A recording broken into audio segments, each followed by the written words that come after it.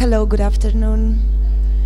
We're about to start. I'm happy to welcome Andrew Watts.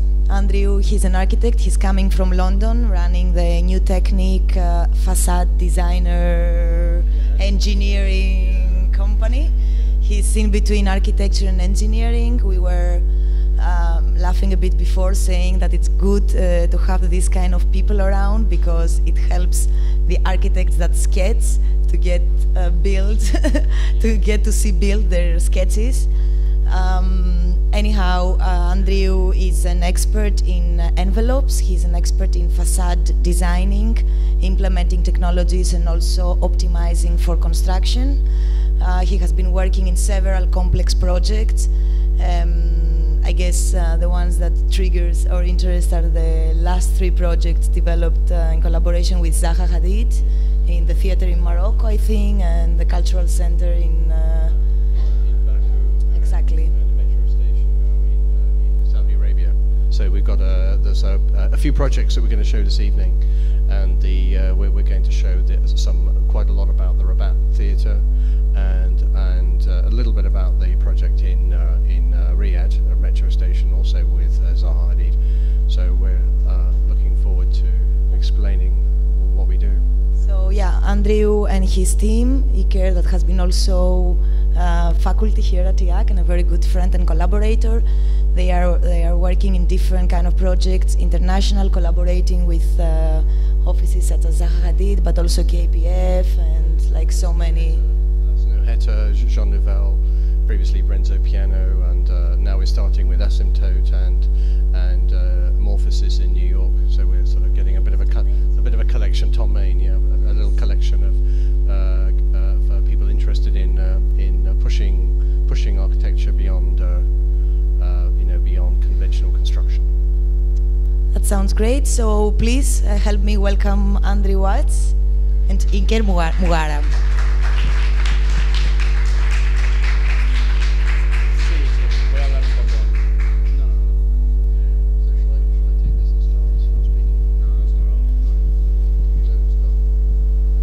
Okay, this is on, isn't it? That's great. Sorry?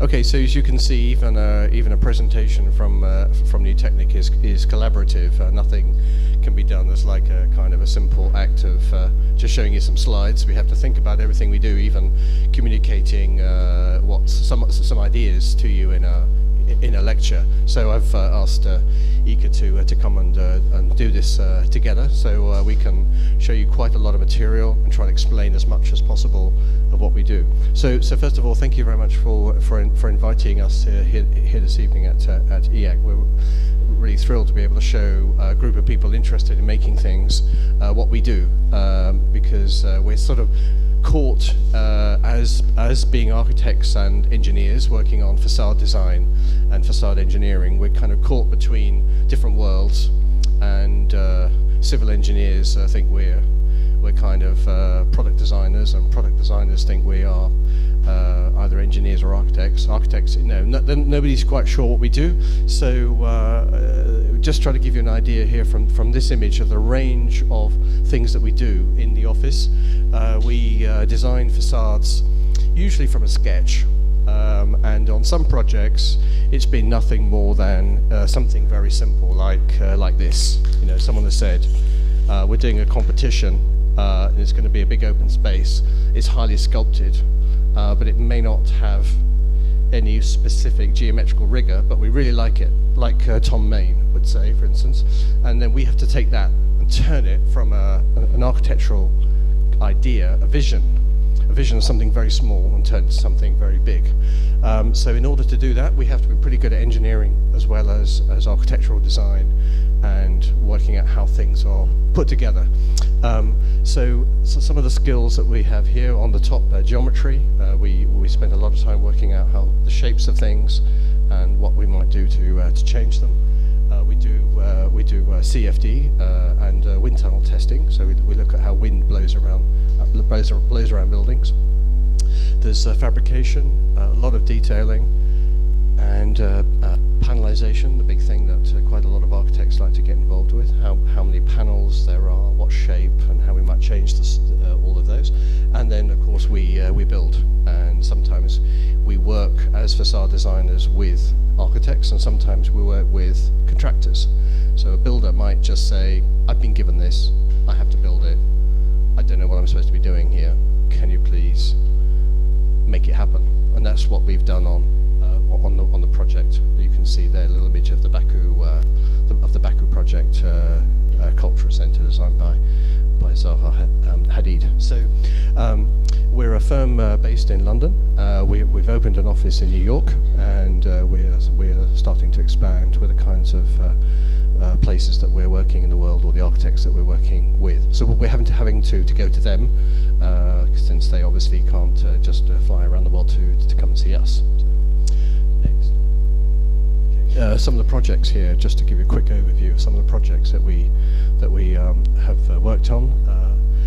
You can see the bottom, the Zaha Hadid designed cultural centre, where we're working on for the builders. Thank you.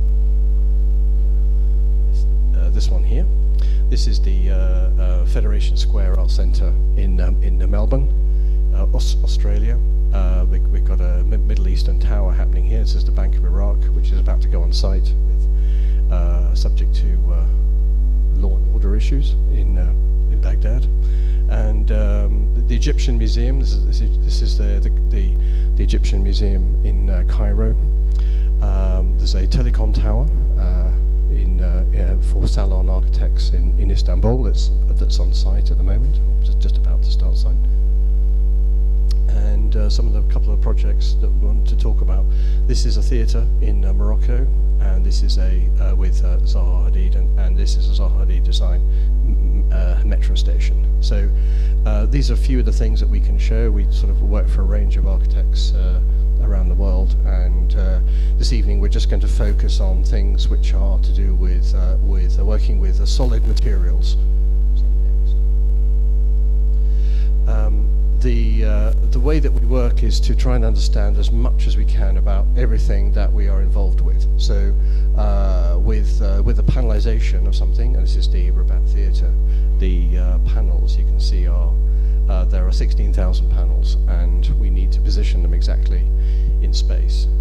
So these are all the corner points and the fixing positions of all the panels, and so we obviously spend a lot of time working out how we're going to describe that with XYZ coordinates, with a view, and then we have all the stats here. So we're starting to develop our own interface. So when a consultant logs on to our FTP site, they can now see what the information is. People are always asking us, how many panels are doubly curved? How much does it cost? How much is how many are 4 meters long? How many are 2 meters long? So we're keeping all this data now, and so we're getting into sort of big data with being able to communicate quite complex information through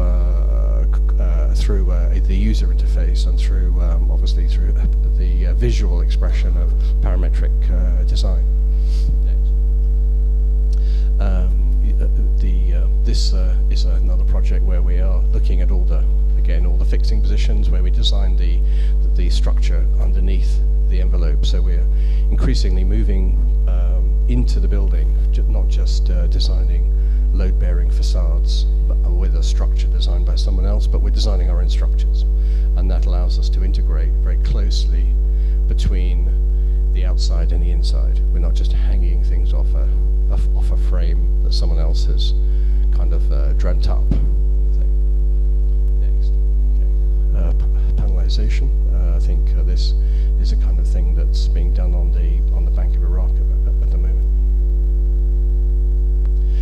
We do quite a lot of environmental studies. So here, this is a double skin facade, and for a double skin facade to work, we need to know exactly how the air is flowing around and at what temperature.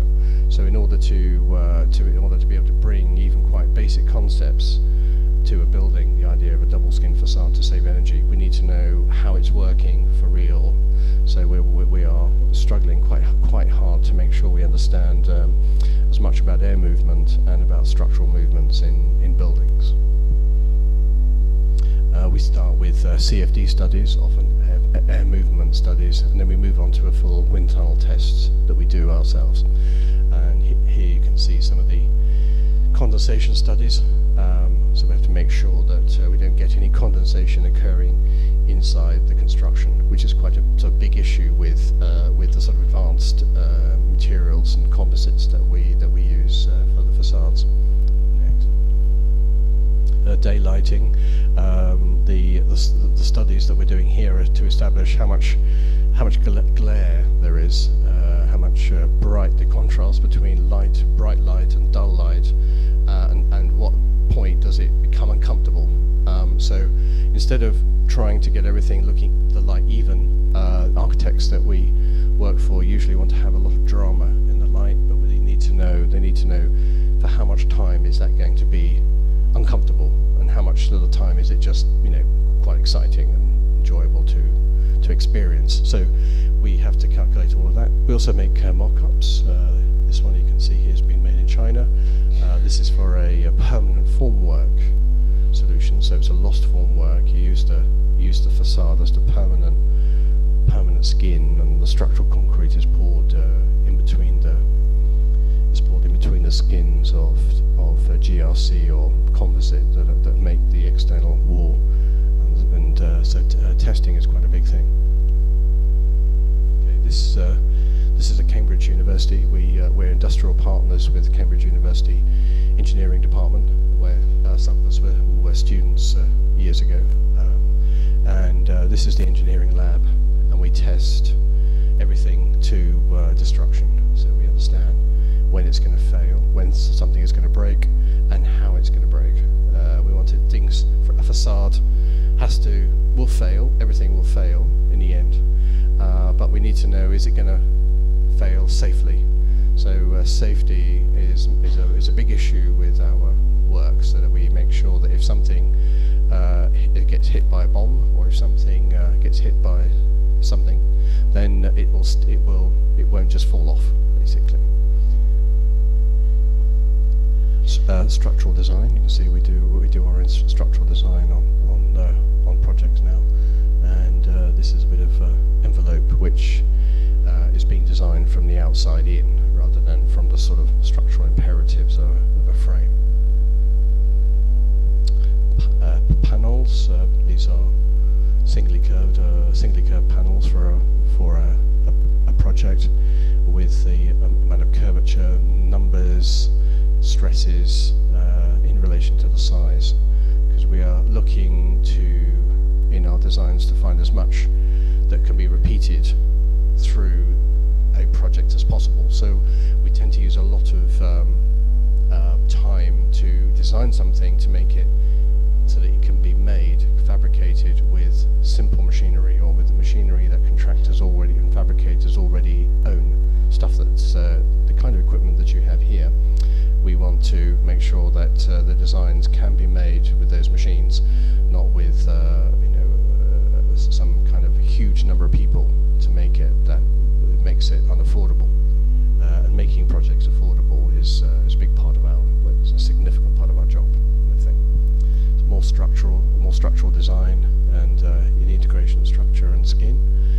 It's a 3D print, so we do, like you, we do 3D printing in the office. We have an engineering 3D printer, so we can make full mock-ups with threads and things on, and washers and components. I don't need to tell you what an amazing machine it is. You can replace, 20 machines, 20 tools can be replaced with one 3D printer. It's obviously, as you know, a very powerful device in manufacturing, and it's where everything is heading towards, of course. Detailing and how things go together. We want things to flow from one thing to the next and we do that through integrating components, giving as many components as possible to functions. In facade design, in building design, there is still a big tendency, a big kind of way of working where things are superimposed. You have a window, and the window has to have a wall around it, and then you have to have a window sill between the two. You have to have a seal. You have to have this. You have to have that. Everything gets sort of double, triple you have often sometimes 3 times the number of components that you would need if you integrated it. So we're integrating as many components as possible, giving them at least 2 functions, which is kind of common in other industries, like aircraft manufacturer or car manufacturer. That's quite common to integrate things. And to integrate things, you need to see what they're doing, what the emergent effect is of combining functions, and then testing. Here's some manufacturing. Is panels and CNC cutter that we have done before. This is all done before tender, so we're making all these things as a proof of concept before any contractor gets their hands on it to kind of price it or look at it. So we're trying to do the whole thing. And testing, you can see we're also now having to test systems before tender for the more ambitious projects. Government agencies are now requiring us to get the whole thing to work like we're a contractor before even a contractor gets to see it. So the amount of work that we're being asked to do is kind of increasing, our scope's increasing all the time.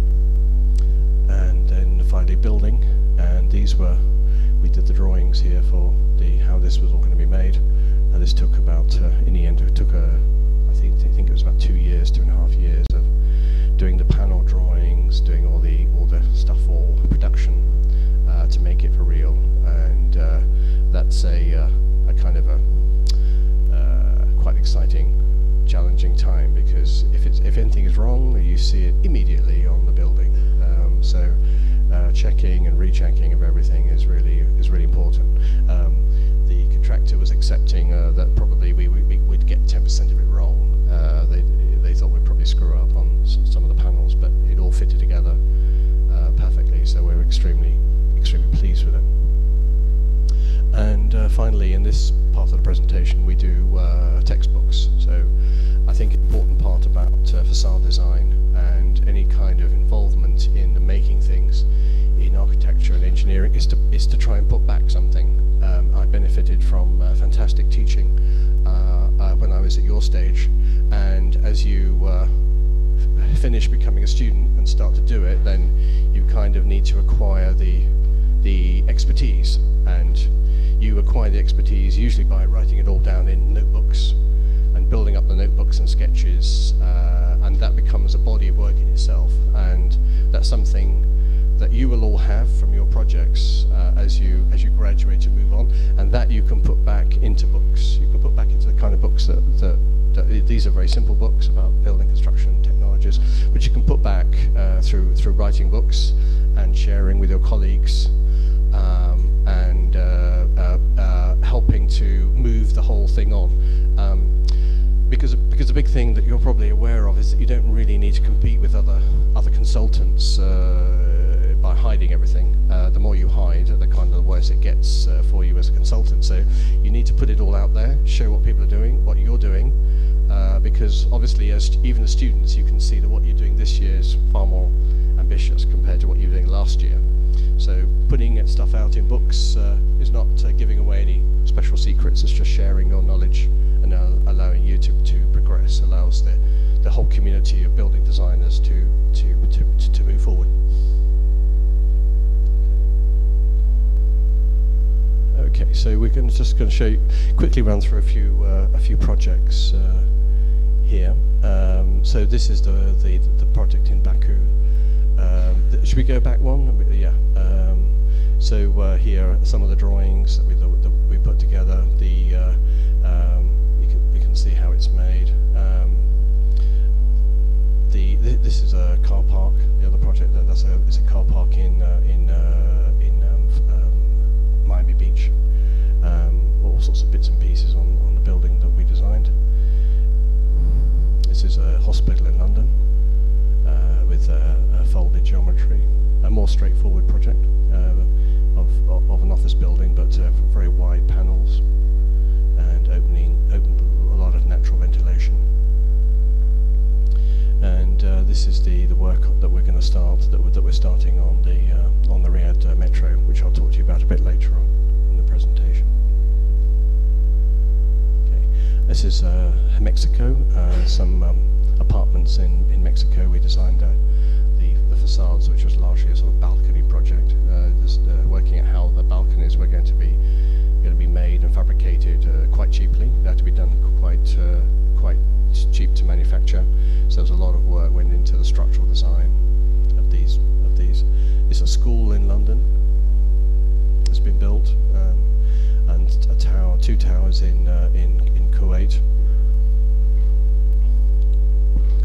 And then some of the work that we're doing on the Rabat theatre project. So we're going over a few things here that we've seen before. Okay, this is tower in Moscow, and a tower in St. Petersburg, which had twisted panels as stadium projects. And this is a retail mall and 3 towers in Dubai with all moving shading parts, where there were 26 systems on this project, all of which were designed specially for the project. And the art centre, this is the Federation Square in Melbourne, Australia, and we designed everything from zero here, which is an important part of the way we work. We do every project like we've never done a project before, and that's really important to never do a save as when you're designing projects. It's every design, every concept is very different and needs a whole new way of thinking about it. That's how we kind of think we move forward. We hope we move forward with these projects. This is another art centre. This is in China, and this is in Qatar.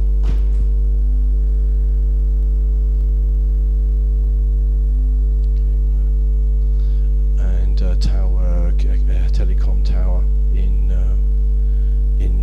Istanbul, and this is the on-site the Grand Museum in Cairo, which is next to the pyramids.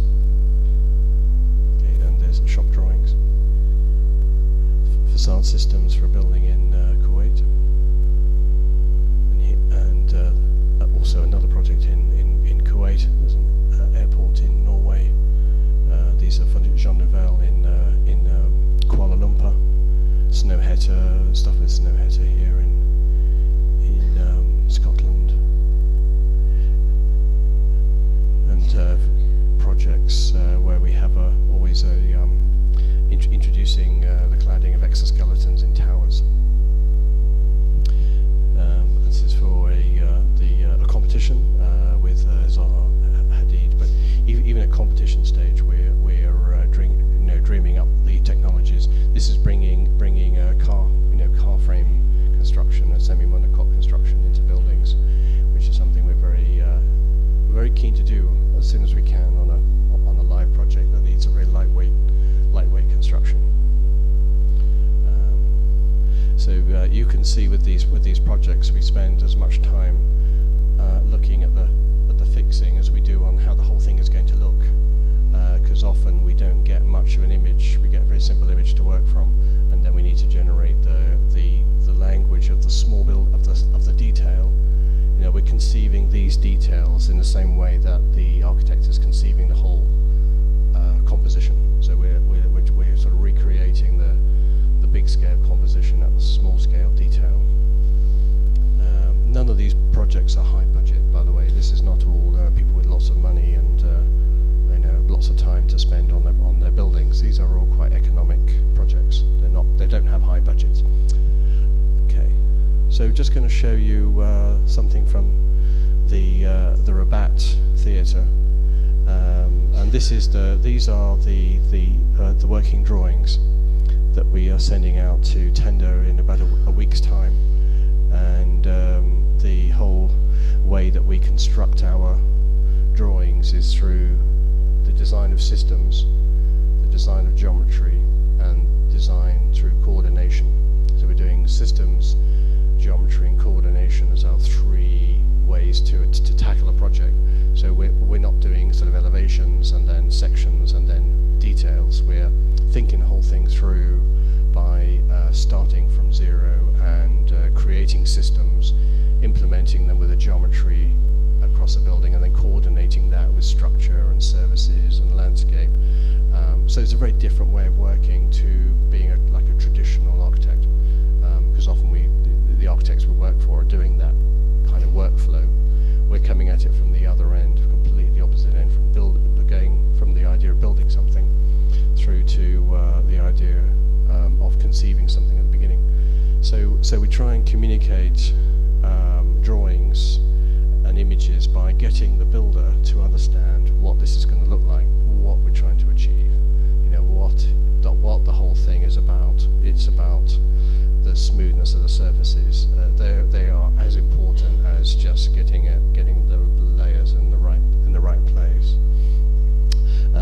So this is with the GRC system. This is glass fiber reinforced concrete. So, sorry, these images are probably not very clear on this sort of black background with white lines. But these are GRC glass fiber reinforced concrete panels, and they're fixed here with a fixing that it needs to work in a range of angles, at a range anything from horizontal to vertical to upside down, and we needed to make one fixing that did everything. So a lot of work goes into just the fixing, for instance, different orientations. So we're looking at how every corner can be treated, which is using the same panel type each time.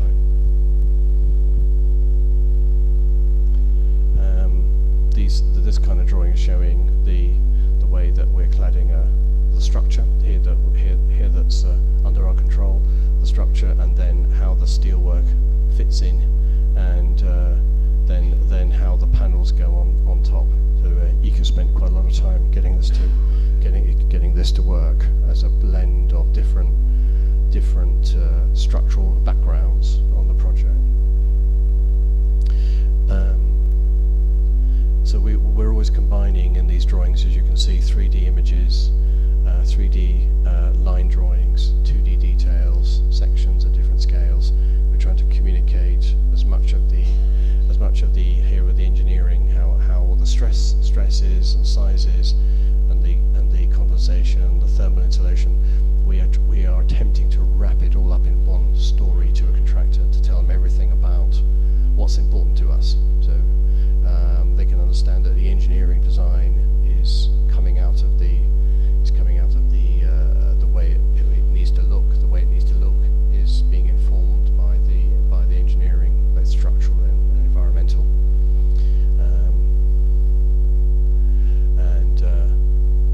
These are not very clear, but you can see we're trying here. There's geometry drawings with the details. We're combining systems, combining glass with concrete panels in quite so unusual ways.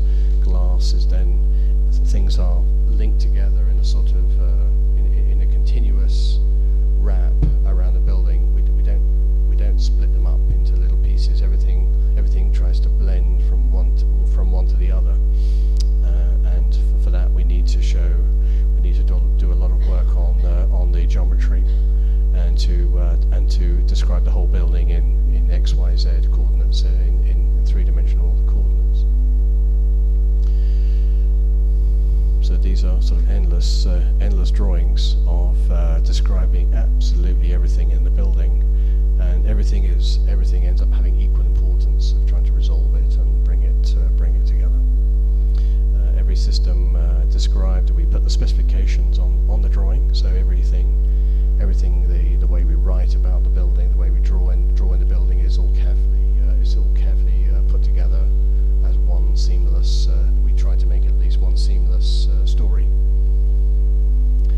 This is the unfolding of the facades, which I think is, here we are. So we have all the unwrapped surfaces of that building. Everything is singularly curved, so it all obviously unfolds as developed surfaces. And we show then which piece of equipment we want the contractor to use to make all the panels and how to position them on the building. So here the plans are linked to each panel for each floor, and then the corner positions here in coordinates and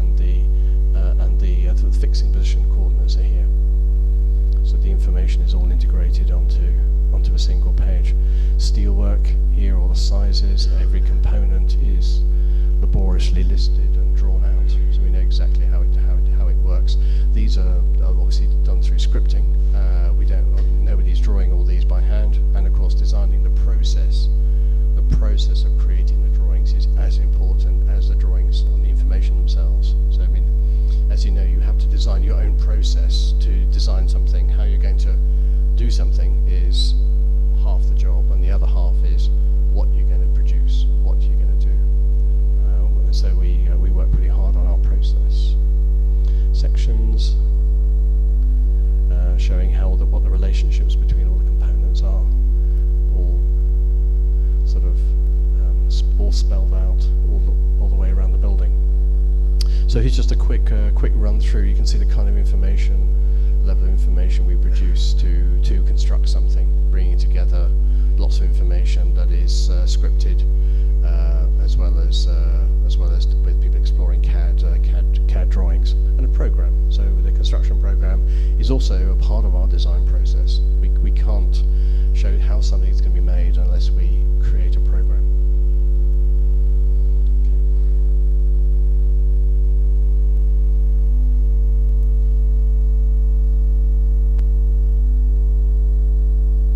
So here's going to be we're going to show you a movie of that project.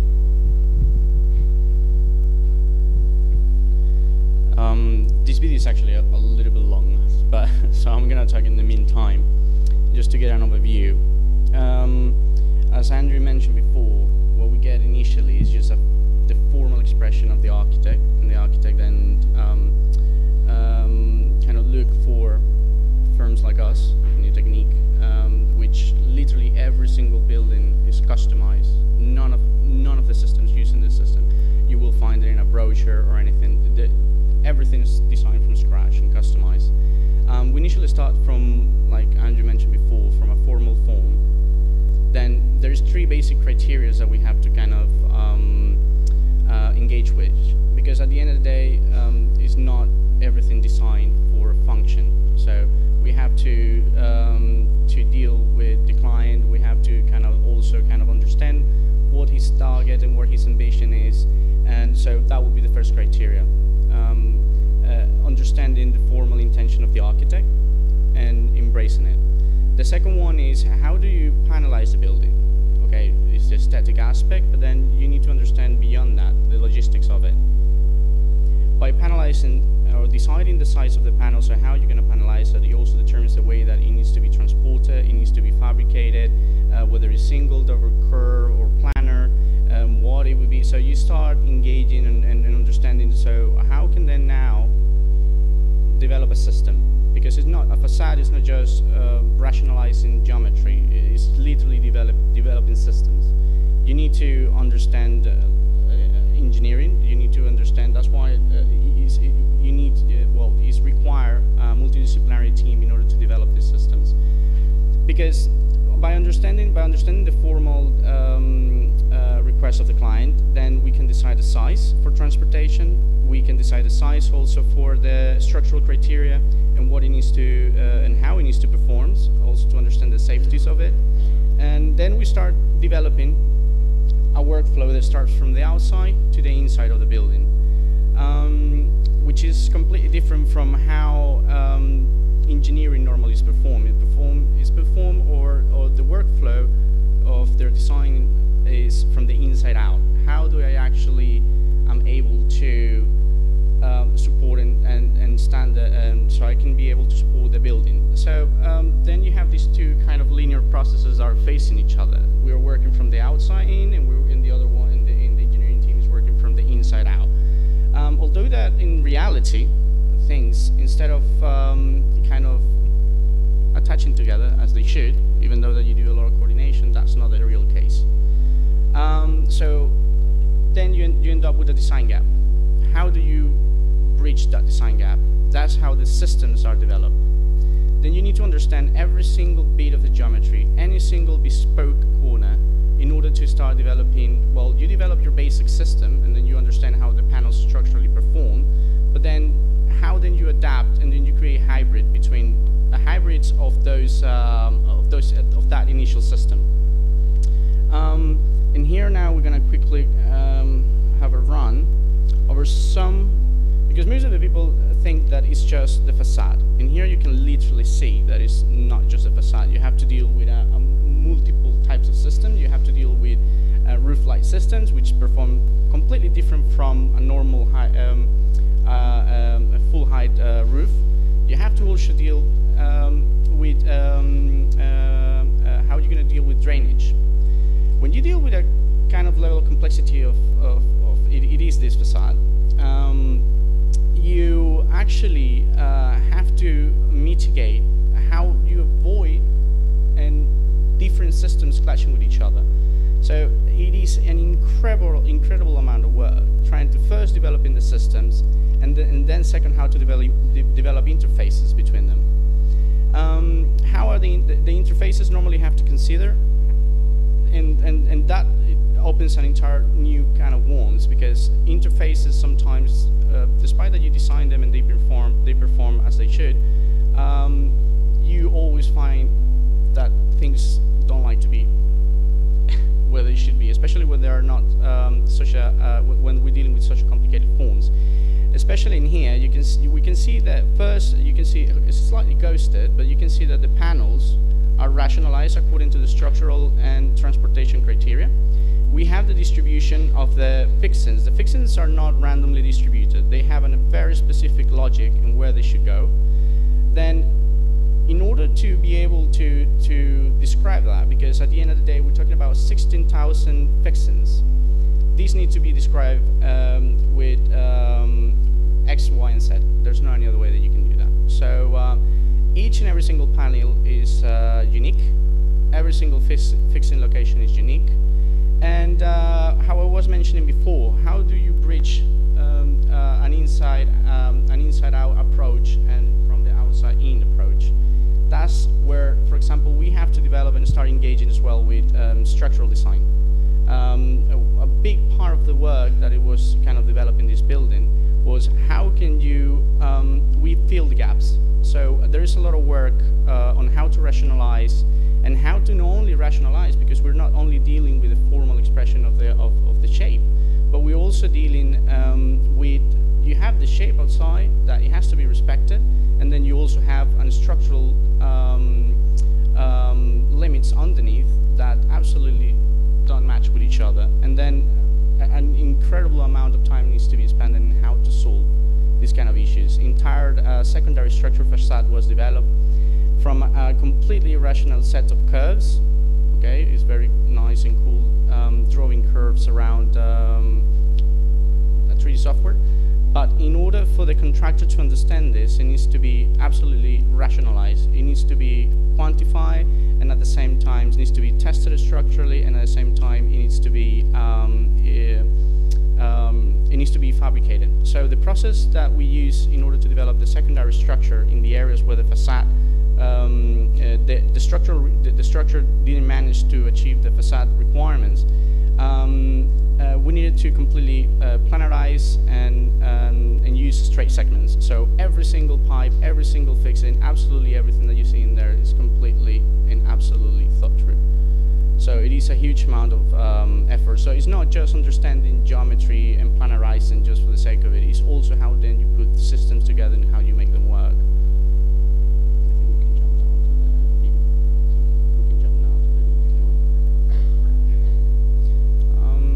Here you can actually see a video of more or less what I've been describing in terms of the design.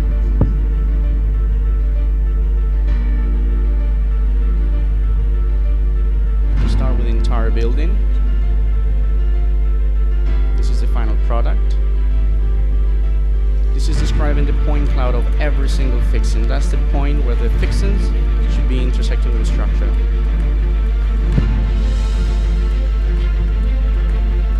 From the structure, in order to coordinate with the different teams, we need to define a boundary limit.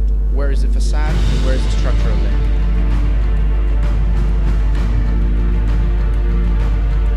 After defining those, we need to then overlay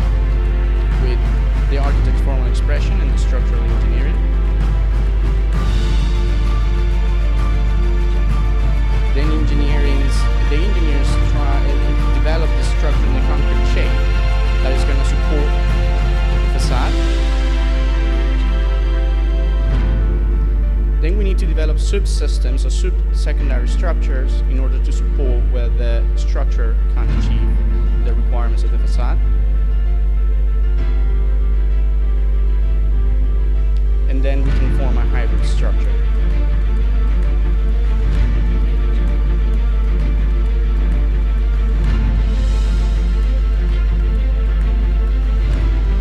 Now we have the boundary limit of the facade with the structure, and now we can see how through vectors and geometric and scripting and all these tools that we use, not only us in the office but everybody here in the IAAC. Finer panelization, including glazing balustrades, roof lights.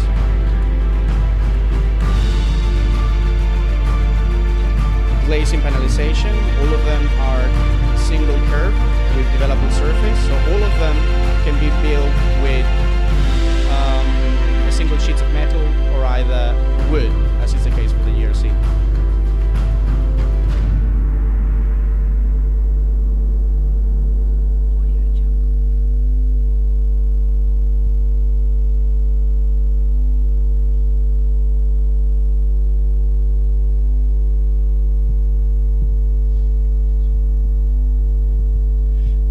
So a lot of the lessons learned from that project, where in engineering terms we used current technology and we enhanced the current technology.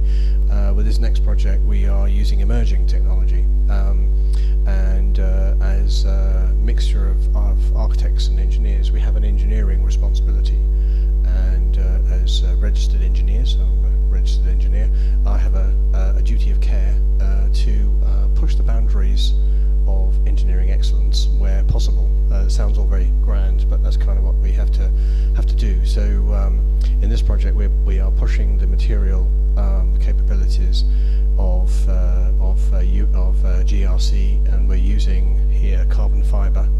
The panels are going to become either UHPC, which is a mixture of carbon fiber and concrete, or we're going the whole way to carbon fiber, so that the panels are much stiffer and stronger than they would be if they were made even from steel, as I'm sure you're aware. But with much better weathering capabilities. Sorry, we just go back to the slide a bit. There. So here the panels are fixed back to a structural diagrid. So we are designing our own diagrid, which is a steel frame.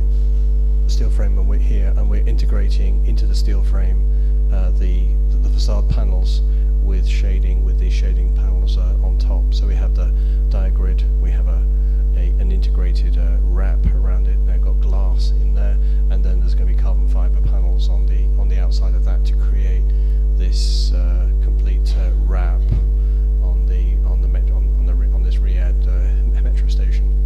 So we're pushing quite a lot of engineering parameters and design parameters with the architect to create a new building technology, one of integration instead of layering. The previous project was layered, so it was like a propelling pencil. You know, when you become a student, you move from a nice pencil that has a rather clever integration of graphite and wood, and you move to a pen that's got 30 pieces in it to give you a very accurate line, but it's still made out of 30 pieces instead of 2.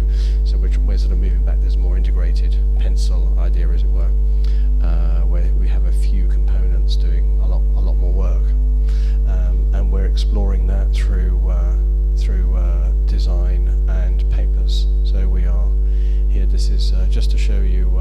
There's a facade conference in Graz in April, and here we've written a paper with our partners at Cambridge University and with our head of engineering, Fabio Nicoli, in the office. So we produce our own academic papers in order for us to gain traction with this kind of technology. So we need to have our work peer reviewed by other engineers, by other facade engineers, through journals, and then we can build up the requirements to get approvals, really, for this system. So to get approvals for this project, it's starting right now with European universities peer reviewing the technology and calculations and the methodology for us to be able to implement it in 2 years' time in tender for a built project. So it's not a question of giving drawings to the local authority for them to stamp and sign. This is building it from zero, building it up from nothing, where we need to justify every single part of what we are doing, which is, you know, a nice place to be.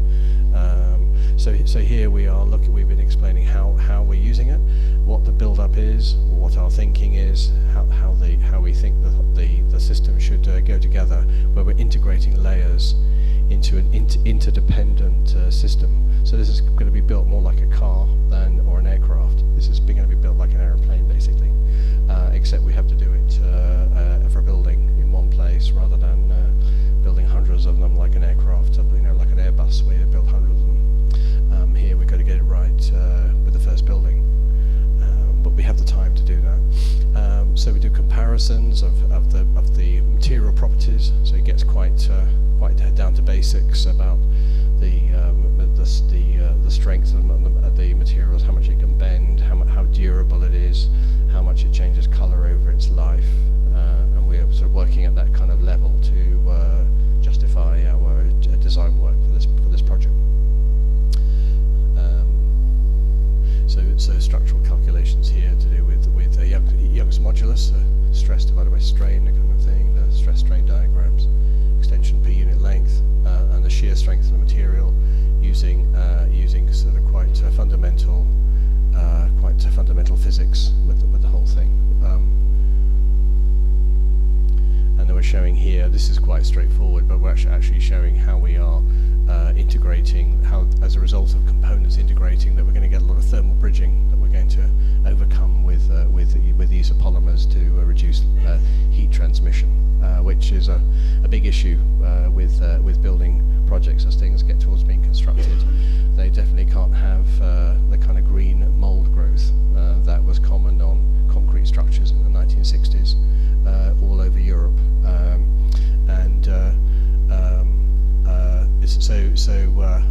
For those who are old enough to remember or lived through living in mass-scale social housing that I grew up in, you don't really want to go back to it. So we do everything we can to make these spaces as like we're building the future. So the future has to be not just beautiful but comfortable and a nice place to be. So hopefully people will be meeting their first. For us, these are spaces where we hope when they're built, people are going to enjoy meeting their first boyfriend, their first girlfriend in this building, even though it's in the middle of Saudi Arabia, where things like this are supposed to be forbidden. So we are building a public luxury, and I think there's a few people in the room who maybe, like me, grew up in public poverty under different regimes, but in the end, it was all the same. It wasn't great. So we want to make things better for the next generation, and you'll be part of that challenge to build for children who are yet to be born. So what's next? Well, we've run out of time with this at the moment, but we can do some sketching and show you how things are put together if you've got some questions to ask. Okay, so should we have no more slides at the moment here for this? No, okay. Do you have questions? Shall we move on to questions about projects? Okay. Okay, pleasure.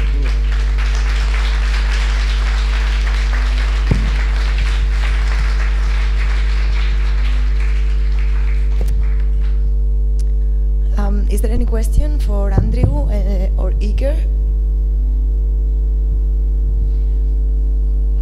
Can I ask something? Because I have to say first of all that I'm not a big fan of the designs of Zaha. I'm sorry to say that. No, but I am not a big fan because and seeing your presentation, it makes me. Maybe you can switch it off while I am talking, and then you can switch it on. Okay. So I was saying, first of all, thank you for your presentation. The bombardizing of these images, it's quite impressive in terms of amount of work and amount of detailing that one should go into in order to construct much so much complex structures.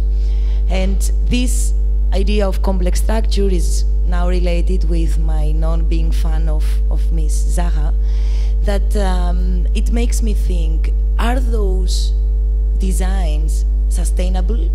You are the ones that you're really making them happen, no?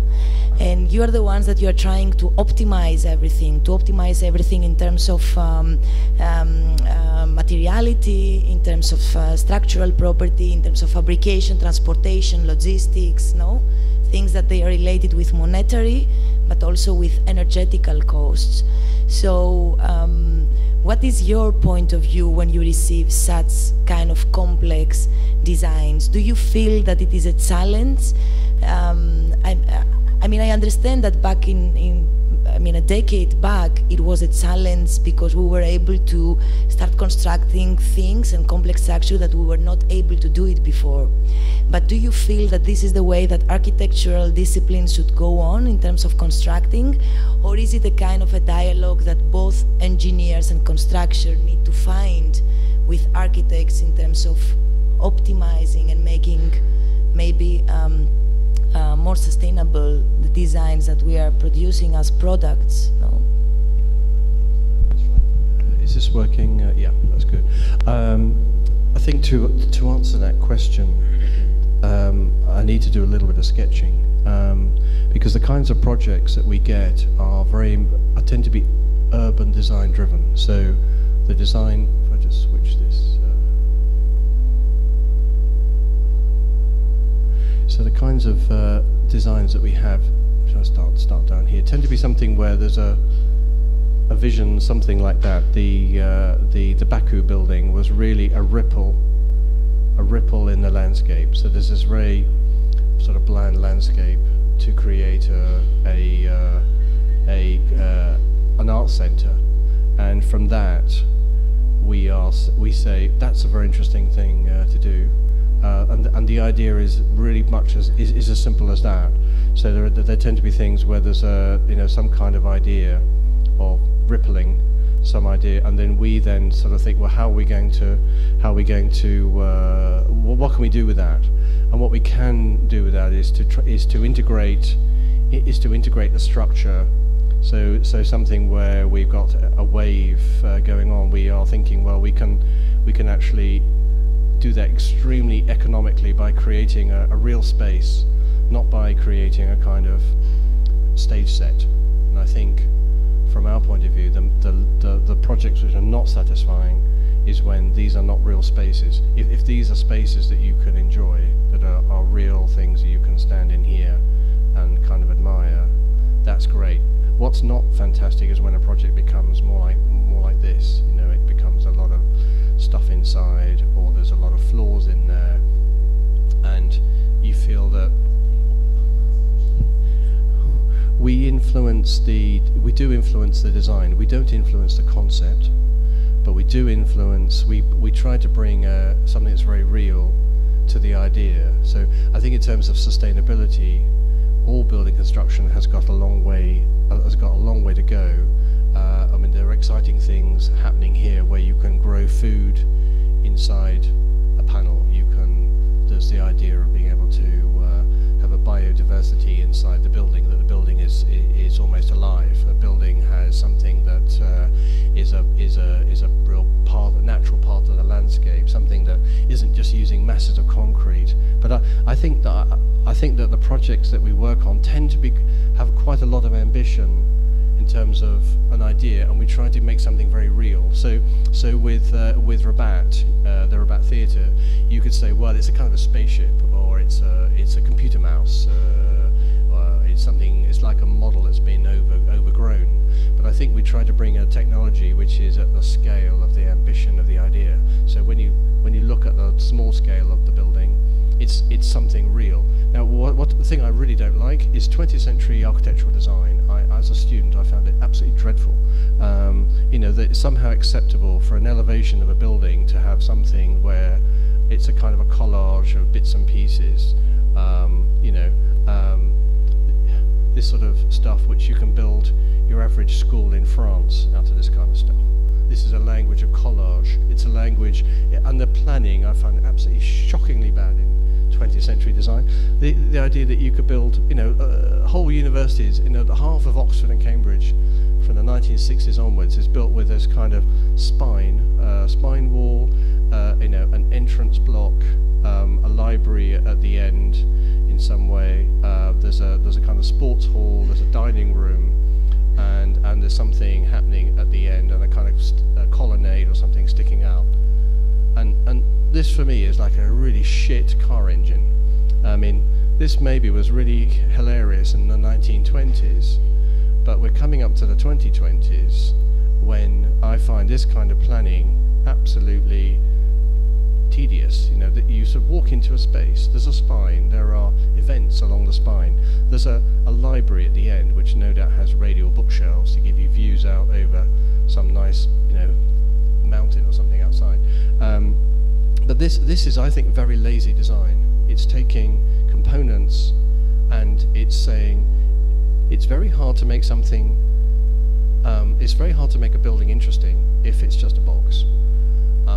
So let's break up the box into endless little walls, endless pieces, endless components, and let's say it's a miniature city, or it's a I don't know, anything other than what it is, which is a massive waste of kind of walls.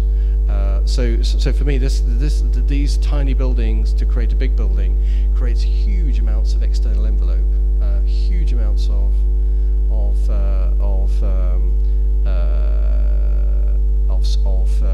walls, and I don't think that's very sustainable. Sorry. And resources, the resources.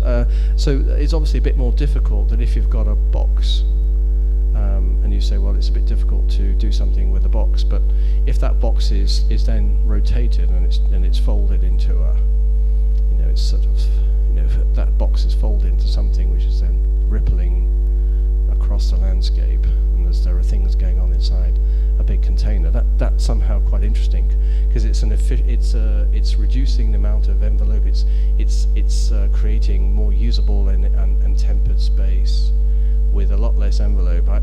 This kind of stuff here is what the 20th century was kind of. They had a kind of style wars over whether it was, sort of clean glass facades, or whether it was had pediments on it, or whether it was red or brown stone. It was a sort of style wars of components and collages, and I think that so we're quite pleased to be able to create large public spaces with actually very small amounts of envelope compared to what it could be. I mean, we're almost 100 years. I think it's strange. We're 100 years from the early Buckminster Fuller buildings and projects, which haven't really been constructed. I mean, in many ways, as strange as some of those Buckminster Fuller projects may be, where he has the Wichita housing, which is hung from masts. So there are these buildings where there are where there are large drums hanging in the landscape. Not so different conceptually from some of the things I've seen this afternoon. Those haven't been built yet, and they are 100 years old nearly. Whilst at the moment in Europe there's a lot of discussion about the 1914-1918 war and how terrible everything was. At the same time, there were a lot of, the future was being created in design and in urbanism at that time, and we've yet to create a lot of those visions, which I find quite, which are sustainable in their idea of economy of material, using everything very, very carefully, not throwing 5 layers of something at a building. Isn't it? Because at the end of the day, is already a preconceived idea, and I would say that due to contractual agreements and many things, is very, in terms changing the formal expression or idea of the architect is unless that it depends on which state, I would say, because normally the company works and the office works at different stages.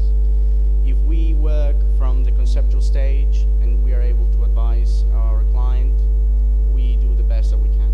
And we normally, the way that we think in the back of our heads in the office is optimize minimum resources, best way that the building can, because at the end of the day, in terms of embedded energy of the materials, at the end of the day, it's not as much as how much energy a building burns through time. So what we try to do with the envelope is to optimize as much as possible the use of energy, to use the minimum amount of resources for cost and embedded energy in the materials. But it depends how much impact we have in each project. If we start in the conceptual stage and we can advise, we do the best that we can. But at the end of the day, the one who calls the shots is the architect. But if we can't make much of an impact from the conceptual preconception of the design, we try to do the best that we can in our engineering, geometric optimizations, whether it's through material systems. We trying to come up always with really, really well thought and thorough system that can address in a multi-systematic way various things. We actually trying, and some of the ambitions that we have at the moment is why the building has to have a structure, cladding, facade. Some of the things that we would like to attempt in the future is why the building is not the facade itself. So I mean, the kinds of things that are interesting for us where things where the facade assemblies are working very hard, where the richness of spaces is being created from giving things a double function, joining skin here, joining skin and structure in a facade panel. Here's a vertical section through panels. The things are integrated, and we're using far less material than we would if we were using conventional construction, as opposed to this version where this could all be done with a concrete wall, some insulation on the outside, an air gap, another skin, a window that's sort of projecting out inside a box to create the same line, brackets, another vapor barrier on the inside, internal decorative finishes, a top of a window, a frame, an internal finish here, a strip, a cover strip. This is a sort of conventional way of doing things that uses vast amounts of material compared to this, and that's one of our sort of primary considerations, that something which is done where everyone is doing a different job. Someone's doing structure, someone's doing thermal insulation, someone's providing the panels on the outside, someone's doing the windows, somebody's doing the internal fit out here. It requires a lot of waste, really. A lot of resources. For example, part of what is being done with Metro is, as you saw, some of the most of the openings in the front of the facade is being attempted to actually. We actually proposed to do a self-standing structure, a diagonal structure, which at the end of the day was way more efficient than what it was proposed by the engineering team. So it is, you perform the material system, geometry and material properties, arrangement, allow for a higher level of performance. And at the same time integrating that with composite materials, you can achieve through less materials just by implementing them and making them work together, perform way much better than a standard system. So we always try to go the extra mile, propose research, which at the end of the day is the old methods of constructions. I think there is design rigor can add an incredible amount of efficiency, not only in terms of sustainability, resources, but also aesthetic. So that's a multi-systematic approach and a holistic approach, a single design that responds to different needs. Okay, some more. Is there any other question?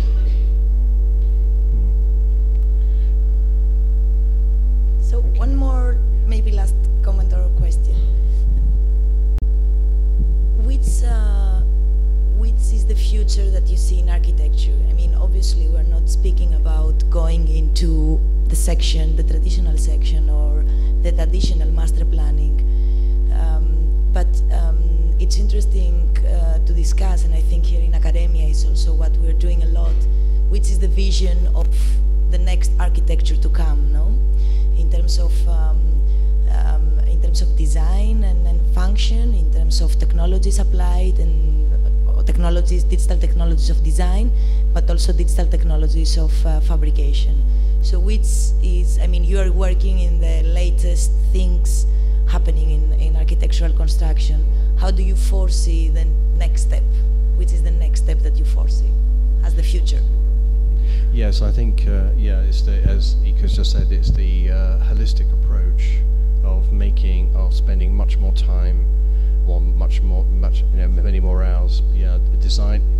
Multidisciplinary teams.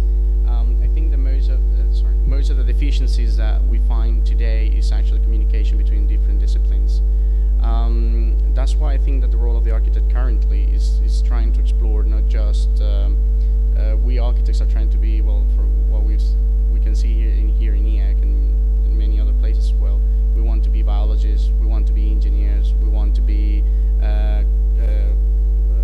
workers, we want to do it ourselves. So is that hunger from the architect trying to do it himself, which I think is great to have that ambition, but I think that it's not possible that a single person can do everything. And I think the best way to approach these kind of levels of complexity and be able to manage them and to get the best design out is to literally talk to each other. And I think that's why the office works so well. We have an incredible team. We all talk to each other.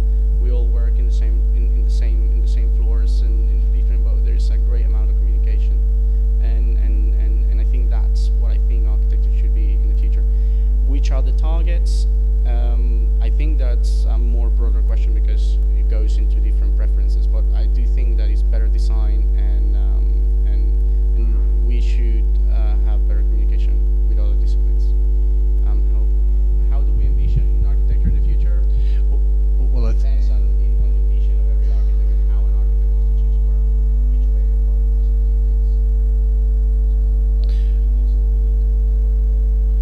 what Well, I think there are two strains that you can see in architecture at the moment. I think a lot of architecture comes in many ways through movies, actually, not through architects.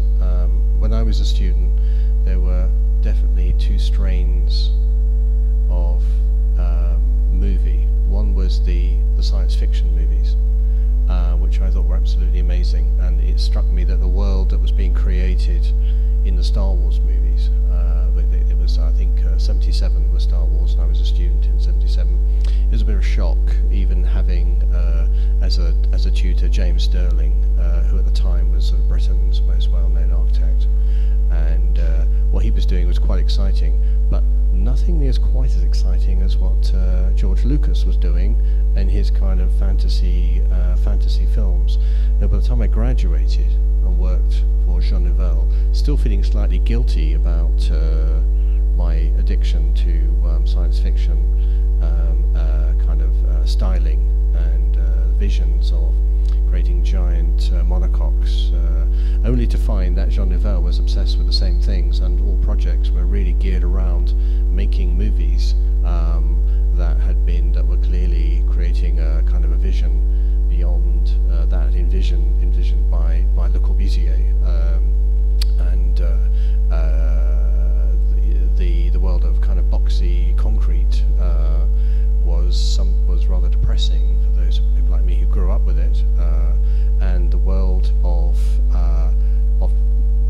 buildings as machines, buildings as equipment, buildings as things you could do things with, you could go places with, are quite amazing. And now I'm a grown-up boy. I've got my own, well, I haven't. The office has got these kinds of machines where I can sketch, I can talk to people around the world, I can think up things, I can communicate them, I can write them down, I can speak to people, I can see their faces anywhere in the world from this machine. For me, that is quite amazing. And I think that there are quite a lot of designers who will want to take this, the freedom that this gives, and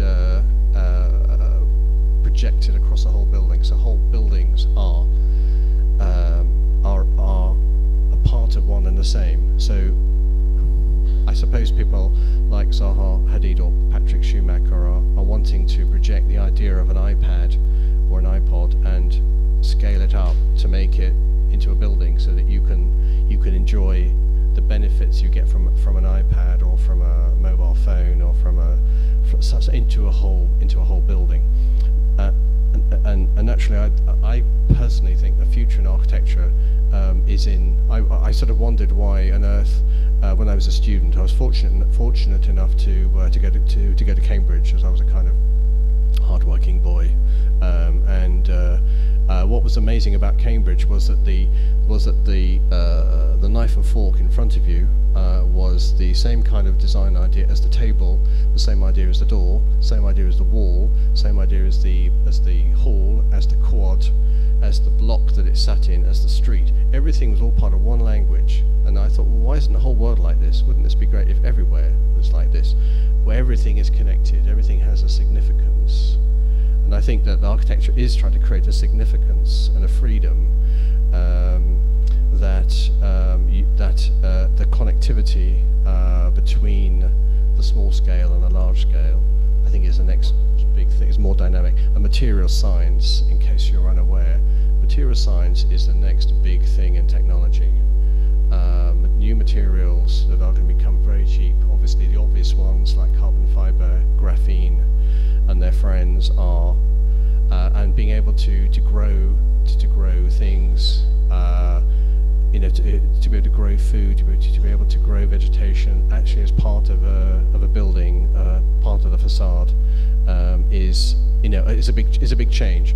I was sort of shocked as a student to be told that the breakfast cereal that I quite liked was only one molecule away from being a polymer, and so they kind of put me off cereals, especially as girlfriends at the time were really into muesli and stuff, So but that fact that but between what we make and what is natural is a very fine line, and we are obviously pushing into that boundary to make our buildings, our built environment, much more connected from a very small scale to the very big scale. And I think that you can see in the current, in sort of current culture, which has become global. Obviously, in the time that I was a student, France was a long way away, and I was shocked when I first visited that they had food that tasted quite good. And strawberries tasted like strawberry flavored sweets. So from my generation, you only had a strawberry if you ate it as a strawberry chewy sweet. That was the closest you got to a strawberry. And in France, they had real things. They were just things you saw as pictures. It was a very different world. That's very different now to where the whole world is so connected. Places like China were just complete mysteries. You didn't know what went on in the rest of the world. Sorry. The globalization and the consciousness that that's brought about, the collective memory of millions of people is changing the way that buildings are designed and used. I think that's the massive change that's going to come about. You won't be able to tell much the difference between the iPad and the building. If you had any more.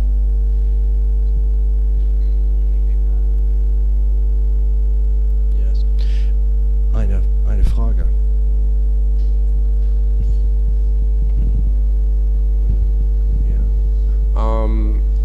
I'm just wondering, how do you envision buildings as being as interactive as something like an iPad or an iPod, because we all know that 20th century buildings are pretty static, and maybe you go to that library that you were talking about, and there is a nice space that you sit there. But apart from having an experience, you can't really interact with the building. So how do you envision that buildings of the 21st century, I guess we'll take that to a new place, because when you do scale up, it's so much more difficult to make something more interactive. Or if it is interactive, then a lot of it's going to be based on computer-driven processes and not so much human input. I'm not sure if I understand that question. Like, I'm just wondering, like, how do you see the role of the human and the kind of interaction that will be happening between humans and buildings when, in reality, even though the buildings are becoming more efficient and more technically advanced, most of that is sort of in the realm of, the digital. More automated. At the end of the day, these kind of vision of connectivity and everything, at the end of the day, yes, is there, is internet there. You have a phone, and then you can talk to your phone, and the phone can remind you things. But at the end of the day, is the same kind of discussion of the architect or whoever, or the user of a building. At the end of the day, it depends on the design, what is the intention, how is it going to be used, that kind of tool or dynamic software, whatever is going to make the behavior. Is it something to be done through the space program that then you can interact dynamically? But at the end of the day, I think the people who should answer that should be the architect, because at the end of the day, okay, you have a software or a house that is dynamic, but dynamic to answer what? That's the question. I think that's the question that every architect should, if you are interested in that, or you envision the future like that, what is your input, or how do you want to use this tool to make life better, to make a building better? I have an interpretation of how I would like to use it. How you challenge this tool that is there, At the end of the day, without the designer's sensibility in order to make a decision, say, I want to make a change, I want to make something better through this design approach. I think the tool is there. It's at the end of the day, you have a new software, but the software is not going to do a project. I think it's the architectural design sensibility that you bring into it that will answer that. It's great, the tool is there. It's just how you will take it and will interpret it. I think mainly how I envision it, it will be completely different from somebody else. So for example, with that building, with all the panels that you were talking about, like, that's a very software intensive design process, right? But it seems like all the focus has gone into how do you make this building more efficient? How do you make, each individual component and each joinery piece, right? But again, what about the human aspect, because the building is still quite static. No, sure, absolutely. But the thing is that we respond to a condition that we're put into. We need to solve certain formal aspects that are there. But it's the actual overall orchestrator of the design, which is the architect, who should establish the clear targets. It's not something that we probably can answer now. Well, I'd say my take on that is that we have worked on projects, I suppose they're mainly in Dubai, where there's quite a lot of moving components on the building, in the sense that there's a lot of moving shading, solar shading that responds to the sun, and that sort of leads one to realise that a lot of buildings are kind of frozen approximations of what they need to do. They tend to take the sum of the requirements as a design, and they tend to be a middle kind of zone. They tend to inhabit the middle zone of each, and they're a kind of a photograph. They're a kind of well, not exactly optimization. They're sort of a middle of everything. They sort of keep the sun out. They sort of allow light in. They sort of express what they do. They sort of inspire. They kind of do lots of things, but they tend to do them in a way where there's an attempt to seek permanence. And I'd say that was the thing that is perhaps not very satisfying about working with some of these very opaque buildings, these concrete buildings, that they seem to be designed to be there forever. Whereas in the rest of our lives, we're able to replace things very quickly. Even a phone that we have very little idea how it works, but we know it's not allowing us to talk to our friends very easily after 2 years, so it tends to be now kind of thrown away and replaced. Whereas in buildings, we seem to be quite happy to live with, or building owners seem to be quite happy to live with things that don't really work very well. I think that there are a lot of ideas in the. Certainly when I graduated in the early 1980s, the idea of buildings would be continually changed. Owners would continually be tearing down and moving things around, continually reinventing their own homes, continually reinventing their own workspaces to suit, and there'd be a continuous kind of team of people shifting around whole parts of buildings. Certainly the the Centre Pompidou in Paris, Beaubourg, was designed as a kind of as a frame that would ideally be continually be reinventing itself through the years, which it of course hasn't done.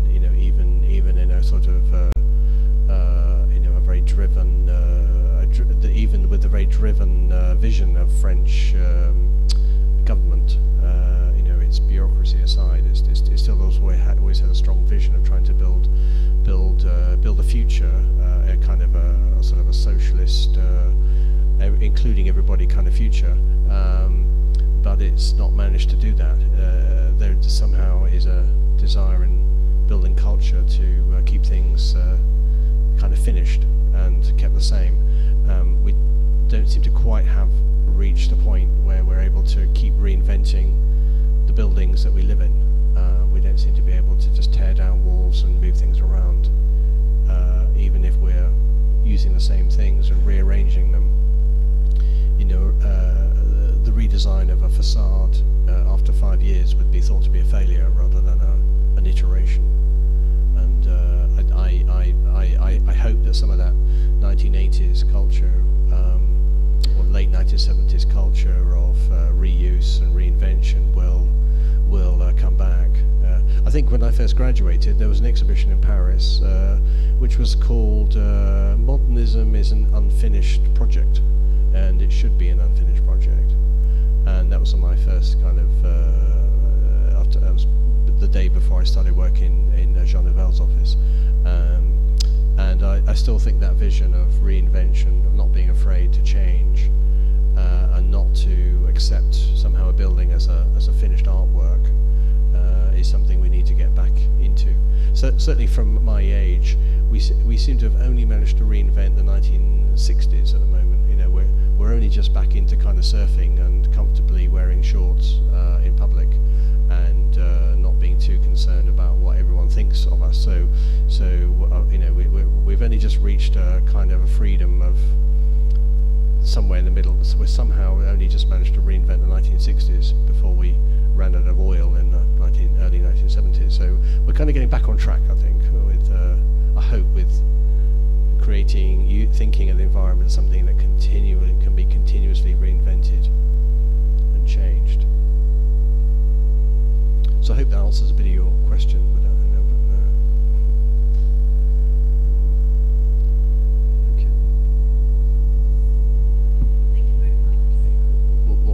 Thank you for inviting us this evening. Thank you for staying through the questions.